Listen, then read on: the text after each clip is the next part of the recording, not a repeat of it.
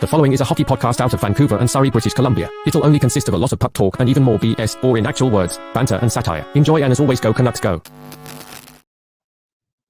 You know what, Kyle? There was a Reddit user who said that Locked On Canucks was, quote, all emotion and no insight. Well, guess what? We're getting emotional ahead of Game 6. You're listening to Locked On Canucks. Let's go.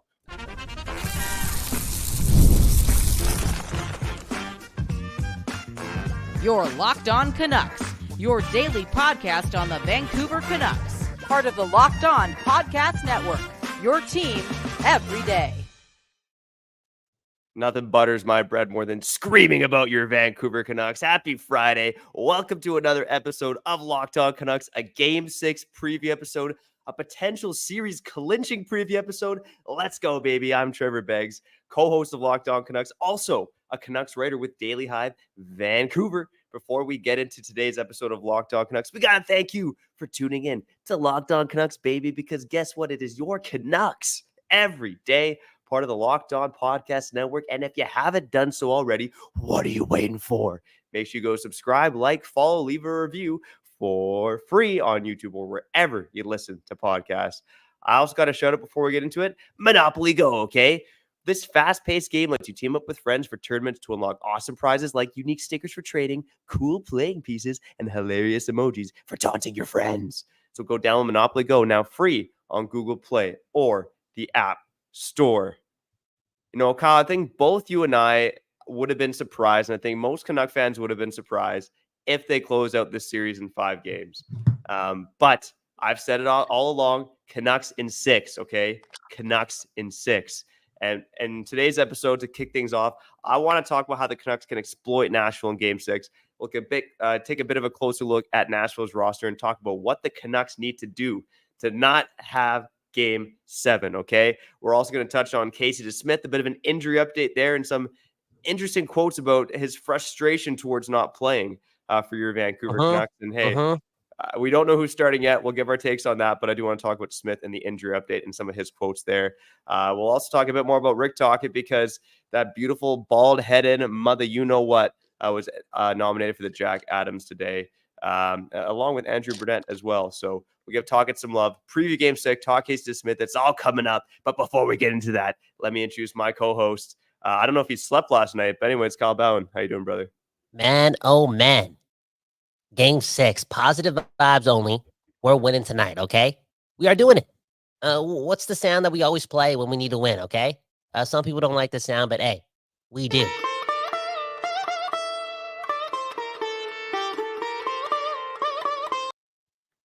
We're winning tonight, okay? Straight up.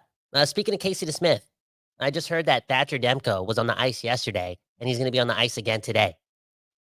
Do the math. Real talk. This is a big game, a huge game, obviously. Can we get the job done? Of course we can, okay? I think what JT Miller did yesterday at practice and what Rick Tocchet alluded to throughout his whole press conference was not just assuring, but very business-like. The Canucks are bringing the business tonight in Nashville, okay? Again, positive vibes. On that note, I do got to say this as well. The Canucks are going into Nashville with the exact same lineup and the exact same line combinations. And if you heard me over the last couple of days, man, oh man, you would have equated to all that leading up to me today being pessimistic and negative. I'm not that, okay? Rick Tocchet proved me wrong. Straight up, proved me wrong. I don't care. I don't have to be right. I just want to win. Anyways, Beggsy Bowen, Locked On Canucks. Hit the like button. Subscribe to the Discord. Link in the bio. Tee it up, Beggsy. Let's do this, man. I know you got a lot to talk about, and I'm excited to have this conversation. All right, and I'll tease this for the second segment, but I was refreshing the Twitter feed, and we know who's starting Game 6 now, so we'll touch on that. What? In segment 2. Wait, what? You're teasing it? No, yeah. You gotta let the people know now, man. Come on, let me know, man. Who is it? Archer Seelov seems to be the starter for Game 6. The married man.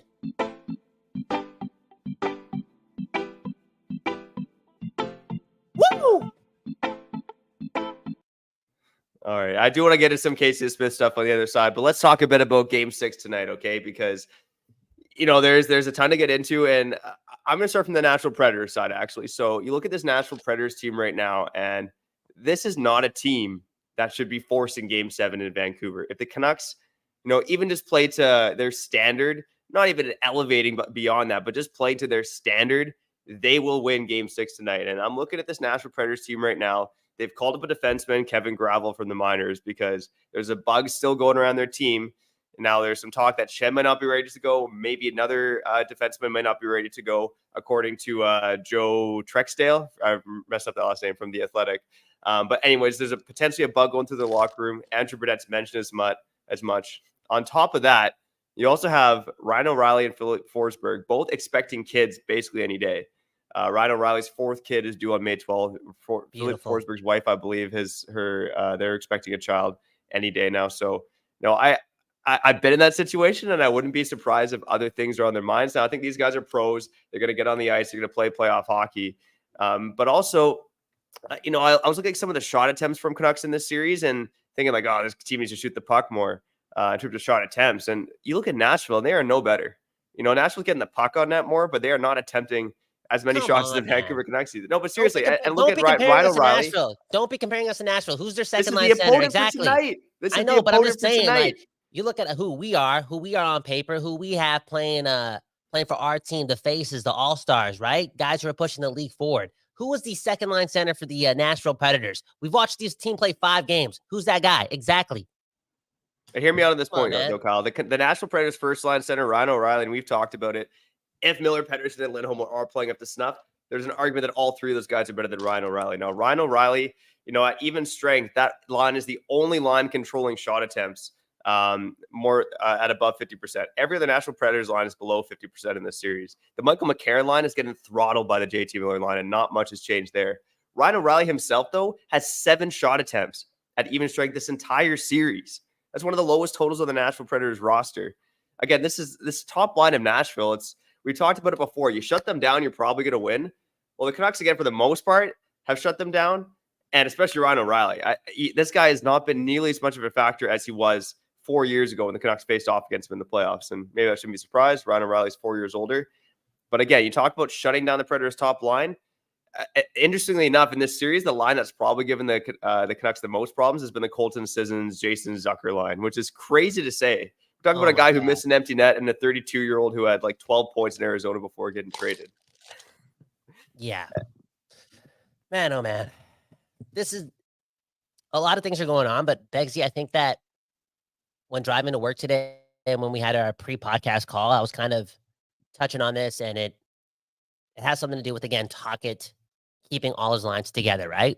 Because you can make the argument that in 2 of the last 4 games, the Vancouver Canucks possession numbers have been really good zone time, good looks, all have been generated by those same lines that he's used all series long. That's also only equated for 92 shots in 5 games, a pretty pathetic performance. That being said, if that simple mindset flip happens in tonight's game where they need to tell themselves that, F making all these slap passes, F using the same play time in and time out, let's just put some shots on net. Let's just generate some chaos, right? Let's score some playoff type greasy goals, right? What have I been saying, okay? It's not the All-Star game. It's the NHL playoffs. Every goal doesn't have to be beautiful. If that mindset just flips, then I can see this exact same lineup generate 7 to 8 to 9 more shots. And I know that sounds like a large margin, but we're talking about a team that has only been averaging 18 per game. And that's the key to success here. It really is. And again, no lineup changes, but that mantra, right? That attitude, it has to switch. And I think if you did hear Rick Tocchet's press conference yesterday, I think that message has been sent to the team. Like that's task number 1. Let's get more shots. Let's create more chaos. Let's get more offensive zone draws, because that's what happens when you take shots, right? Goalies cover up pucks. Let's win this game, man. Yeah, and talk about exactly what you're saying there, Kyle. I think 2 keys for the Vancouver Canucks to win this game and ensure that the Canucks don't go back to Vancouver for Game 7 would be 2 things. Bro. It would be shooting blocker side on Saros. Again, USC Saros does not look that sharp this series. Okay, the Canucks just haven't tested him enough, and I will say there's an argument that I think this whole 92 shots is being a little overanalyzed. And I know you're gonna roll your eyes and grow it and blah blah blah. But it's the fact that, again, in terms of who has the puck more, the Canucks have the puck more than Nashville in this series. Not by a lot. It's close. It's closer than it should be. But again, the shots thing has probably been a tad blown out of proportion. That being said, they need to get the puck on net in order to win. And I think going blocker side on Saros is key. I think you saw Ilya Mikheyev, who has had hands of stone for a while now. He had a good shot in game 5, but he went glove side on Saros. Saros made a couple glove saves. Go blocker side on this guy. It's where this guy's weakness is. The second thing the Canucks need to do is do what Nashville did in game 5 when they scored the game winner. The defensemen need to just shoot pucks on net. And we haven't seen it from, Ian Cole and Carson Soucy have I think a combined 7 shot attempts in 5 games, or 10 games between the two of them in the series. Phil Peronic, we see this guy go slap pass far too often. Zadorov and Quinn Hughes are the two guys who have done an okay job of getting pucks on net. I think they're 2nd and 4th in this team in terms of individual shot attempts.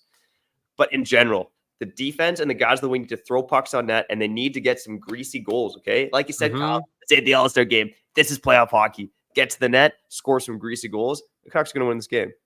And look at this comment from Kurt Richardson. One love to Kurt, okay? May name my kid Kurt down the road, okay?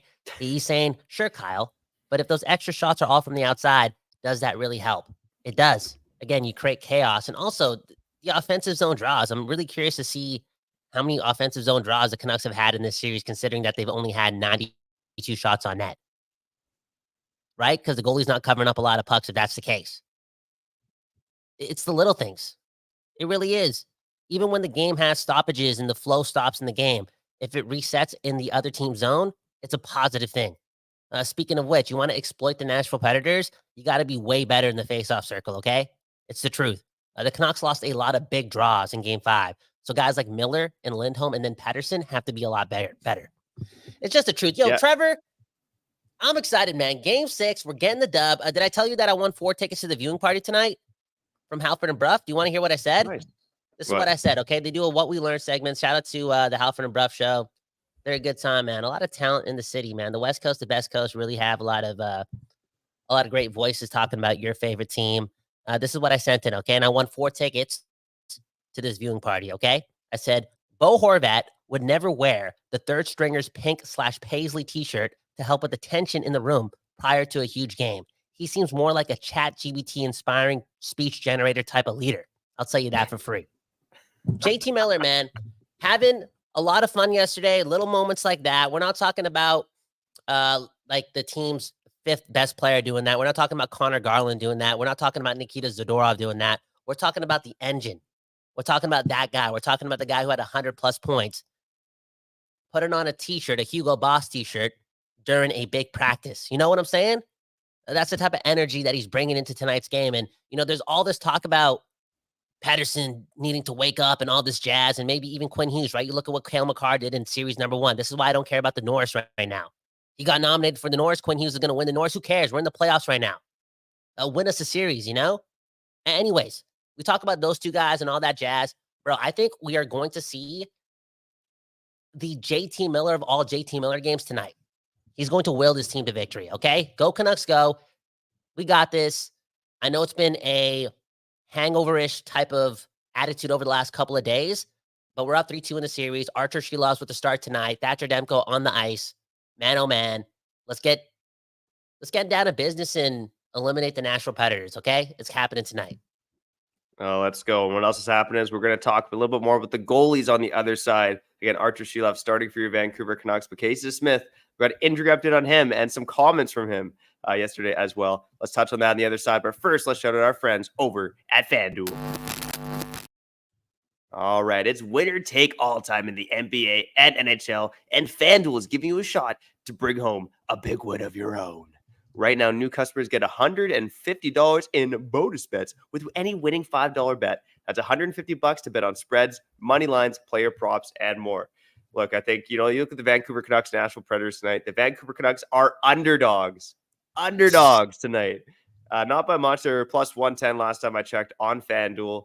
And again, it's, two factors. It's the fact they don't have their starting netminder and the fact that they're on the road. But if you're bleeding the Canucks tonight, you're actually getting some value there for them to win as well. And hey, JT Miller to score a goal, I'd like that bet as well. I do think JT Miller is going to have a great game tonight. But whether you're betting on your Vancouver Canucks, NHL, or a little NBA, some big games last night too. The Milwaukee Bucks getting eliminated by the Indiana Pacers. Big things happening in sports right now. Make sure you go capitalize on it by visiting FanDuel.com/lockedon and make every playoff shot count. FanDuel, America's #1 sportsbook. Man, we're going to have a lot of fun tonight in Vancouver, all my real fans.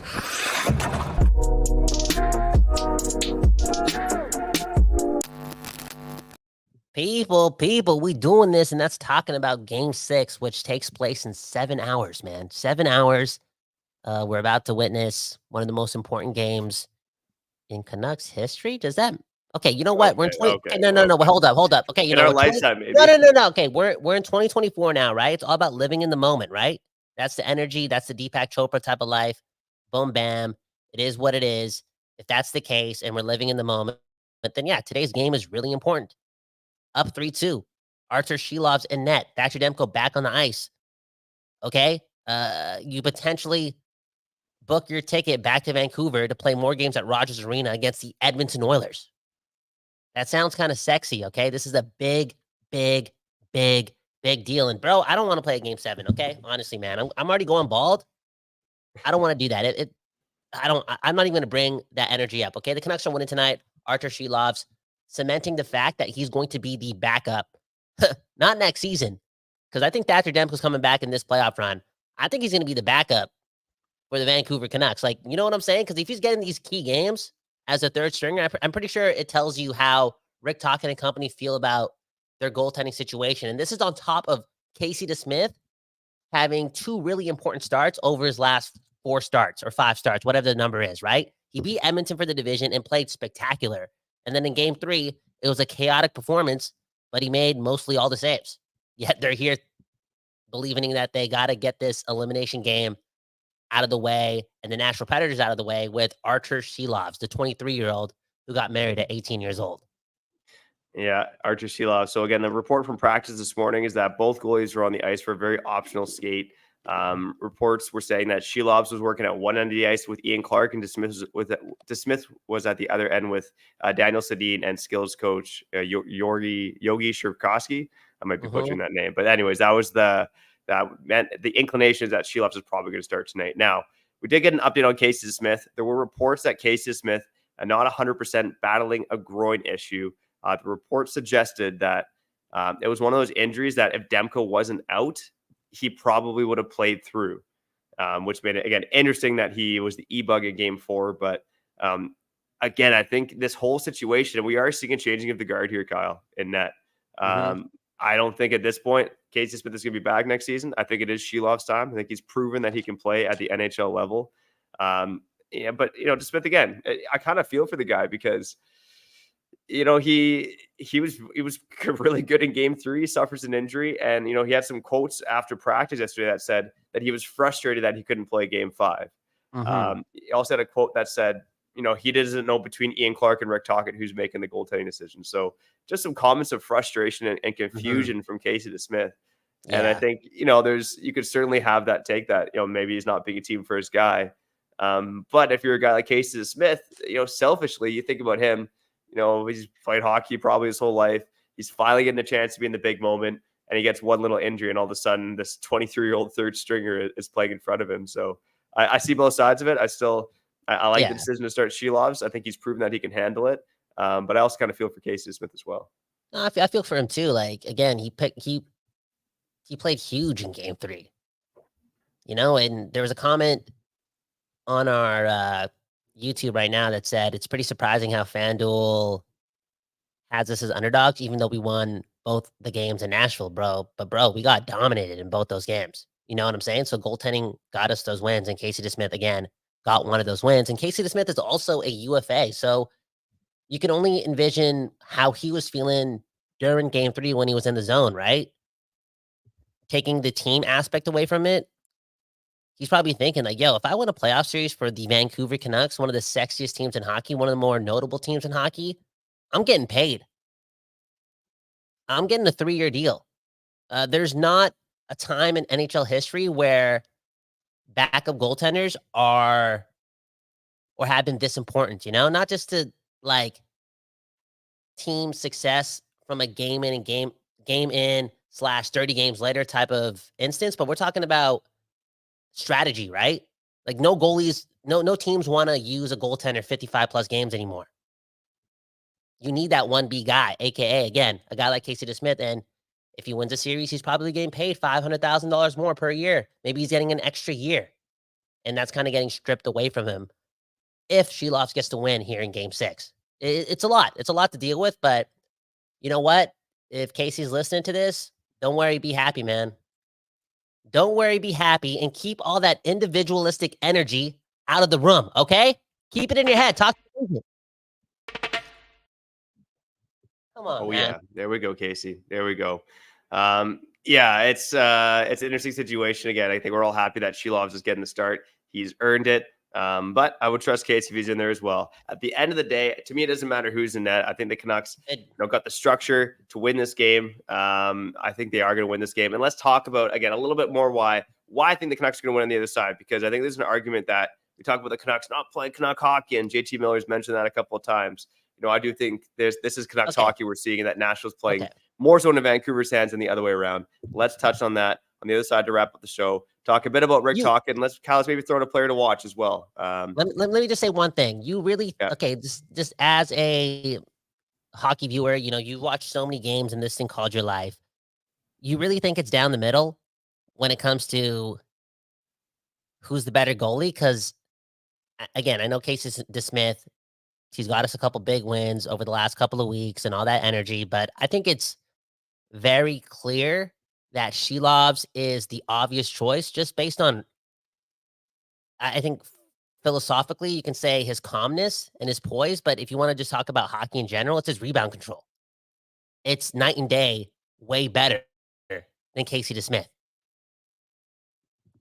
Yeah, I do think that it's a close argument, to be honest. We mentioned on yesterday's show that I think they both have their benefits and flaws. Shelovs is a bit more aggressive. He seemed to have a bit more of a hard time tracking pucks through traffic than DeSmith, although DeSmith's not perfect in that regard either. In a sense, Shelovs is the riskier choice, but he's got the higher ceiling, right? Again, but I also think he's been in bigger moments. And Kyle, we didn't mention on yesterday's show, but we talked about Shelovs winning a bronze medal for Latvia, the World Championships last year. Do you know who he beat on the other side? Casey DeSmith and Team USA. Just saying. All right, let's wrap up the show on the other side. Before we do that, let's shout out our friends over at Monopoly Go. All right, game off. We got to pause here and talk more about Monopoly Go. I know what you're saying. Flag on the play. You already talked about that, but there's just so much good stuff in this game. In Monopoly Go, you can team up with friends for time tournaments where you work together to build up each other's boards. The more you win together, the more awesome prizes you unlock. And there's so much to get, including unique stickers you can trade with friends to complete albums for big prizes, cool new playing pieces to travel the boards with, and hilarious emojis for taunting friends when you smash their buildings or heist their vaults. Plus, Monopoly Go feels new and exciting every day with constantly changing tournaments and challenges. A ton include their own unique mini games like digging for treasure or a robot pachinko machine, whatever the hell that is.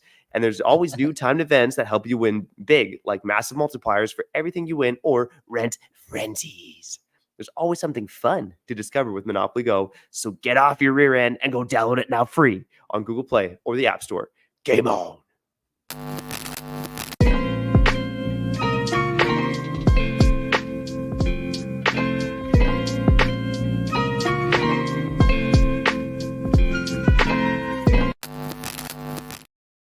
People, we doing this, and that's talking about your Vancouver Canucks here on Locked On Canucks. One love to the Don't Do's Art Lab for allowing us to do this and produce the show out of their studios. Man, oh man, they do take care of the West Coast and that West Coast bias. How are you going to take care of the world if you can't take care of your neighbors? One love to the city of Vancouver and the Lower Mainland and all Canucks fans worldwide.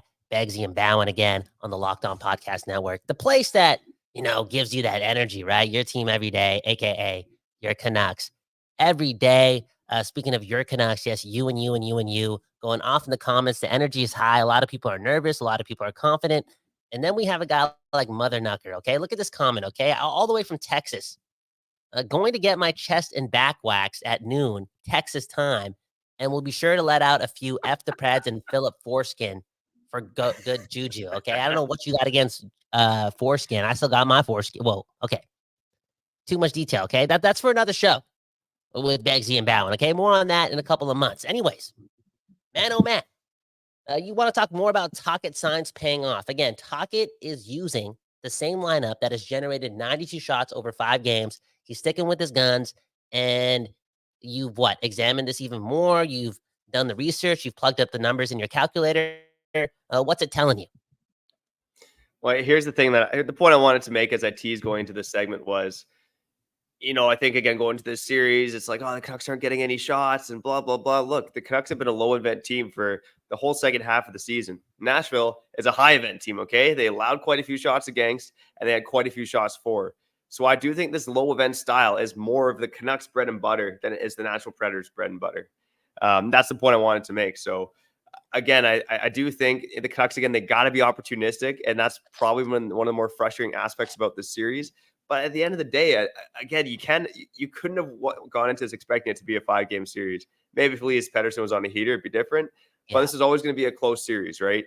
You got to trust the Canucks' skill to come through. If they can keep the shots close to even, you got to trust that the Canucks can bury a goal or two more than Nashville, because they by far have the more talented team in this series. So again, I'm believing in the Vancouver Canucks tonight. And Rick talking science, okay? We've trusted it all year. And again, I know we have our quibbles about them keeping the same lineup together, and I think that's fair. But at the end of the day, this guy just got nominated for the Jack Adams. Yeah. He's probably going to win the Jack Adams, and he's going to win it over a guy like Andrew Burnett, who is also a nominee for the Jack Adams. And I believe Talkett's going to lead the Vancouver Canucks to a win over Andrew Burnett and the Nashville Predators tonight. Tonight, man. And, on that note and on that energy and on that wavelength and on that vibration, I was feeling the exact same way, only today, I was driving to work today, and I realized that, man, oh man, I spent quite a bit of time this week doubting Tocchet and his ways when he's flipped everything with his organization. You just got to believe these guys, man. You got to spread that hope. You got to be optimistic that these guys know what they're doing, because A, they've proven me wrong many times, and B, they've proven me wrong even more times. And I hope that they prove the old Kyle, right? The Kyle of yesterday and the day before wrong, with, again, doubling down with this lineup that's, hasn't taken a lot of shots, but they've done a really good job defensively and all that jazz. On top of being really good defensively, you brought something up, and there was a comment also in the live chat saying that, this has to be a team effort. This doesn't need to be an individual thing. Not one guy has to step up, blah, blah, blah. Bro, I don't know if that's the case or not. Again, the Canucks are using the third stringer. It's been now 5 games played where Elias Pettersson has, 2 assists, maybe 4 shots, hasn't scored yet. Bro, Elias Pettersson has to step up today. You can't tell me that. You can't tell me that can't be one of the things that takes us over the top in this series. We can't just play down to Nashville's level and just be content with limiting their chances and doing all this. No, you need your individuals to step up, especially players like Pettersson, who's somewhat of an outlier in the league when he's on, and it's time for that button to be pressed. Now, I will add this to this quibble right before we get out of here. I'm sorry about the short show. We're moving quick, all that jazz. But after seeing what William Nylander did yesterday, and I hate comparing the two because I think Pettersson's way better, it made me feel a little jealous. Okay, it made me feel something. It really did. Seeing Toronto just win a big game at home, it just made me feel a way. And I don't even hate Toronto. I just want that feeling, and I want that feeling being generated by a guy like Elias Pettersson. And we talked about JT Miller having a huge game today. I think it's a must that Pettersson breaks through today. Yeah, again, I'm not calling it must time for Elias Pettersson until round 2, but it would obviously be a huge. Can you imagine the confidence this team is going to have going in? Yeah. If Pettersson has a big game and leads the team to victory tonight, it's going to adjust the narrative for this team. And again, let's not talk too much about round 2 until we get there, but that's going to adjust the narrative for this team. Okay, Brando Critic asked in the comments, who's going to get the game winner tonight? I'm going to give a player to watch, and I'm going to say this for the game winner. I think my player to watch for tonight is Filip Hronek, okay? I think this guy needs to get more pucks on net, more slap shots on net. I've liked his game defensively, but he's been far too quiet offensively for a while. I want to see this guy. With the slap shot, someone tips in the goal from Filip Hronek. And who gets the game winner tonight? I'm going to go out on a limb. Shout out to the group chat with the uncles, Ilya Mikheyev, okay?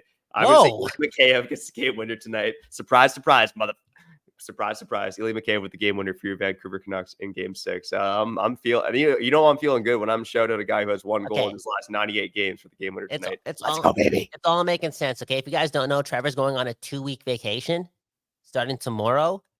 And I'm, just in this economy, I guarantee, that's quite a bit of money. And this guy's putting his money in a parlay that includes a Canucks win with a Filip Hronek goal and a Ilya Mikheyev game winner.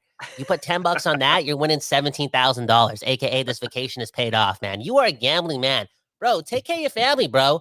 Those $5, $10 that you put on these crazy parlays, bro. Come on, man. You put that in a college fund, right? You see what I'm saying? A compound interest on top of that. Come on, your kids are going places, bro. Stop being a degenerate. Come on, man. Go Canucks, go, man. Unreal, man.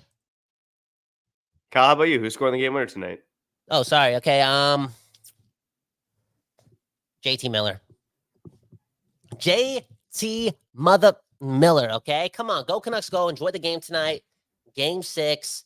Positive vibes. Be hopeful. Be proven wrong or proven right. Maybe you were more optimistic than me throughout the week. And man, we're here, man. We're blessed. The sun is shining. Thanks for everyone for watching. Thanks for all the comments. One love to you guys. One love to the energy that's provided on the show. We're just doing our thing, and we're excited to do more in the next coming days. Join the Discord, link in the bio. Again, one love to the Don't Doze Art Lab and the Locked On Podcast Network. Begsy, man. Sign us out. One love. Peace out. All right. Shout out to the everydayers, the occasional listeners, the first-time listeners, the new subscribers, and those of you who join us on the live YouTube show. Hey, it doesn't matter if you join us live, if you're listening to us after the fact. We don't care. We just appreciate you for being part of the Locked On Canucks family. Go Canucks, go. Game 6 tonight, 4 p.m. Kyle, I know next time you and I talking, we'll be celebrating a Canucks series win over the Nashville Predators. Let's go. Go get that dub, Vancouver Canucks. Win your first series on the road since beating Nashville in 2011 at Bridgestone Arena. It's destiny, baby. I'm believing. I hope you're believing too. Thanks for listening to another episode of Locked On Canucks. But for now, we got to get out of here. I'm Trevor Beggs. That guy's Cal Bound. And you've been listening to Locked On Canucks. Let's go.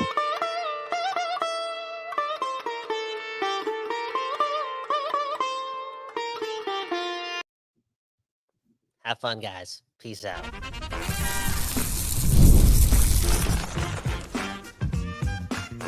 You're Locked On Canucks, your daily podcast on the Vancouver Canucks, part of the Locked On Podcast Network.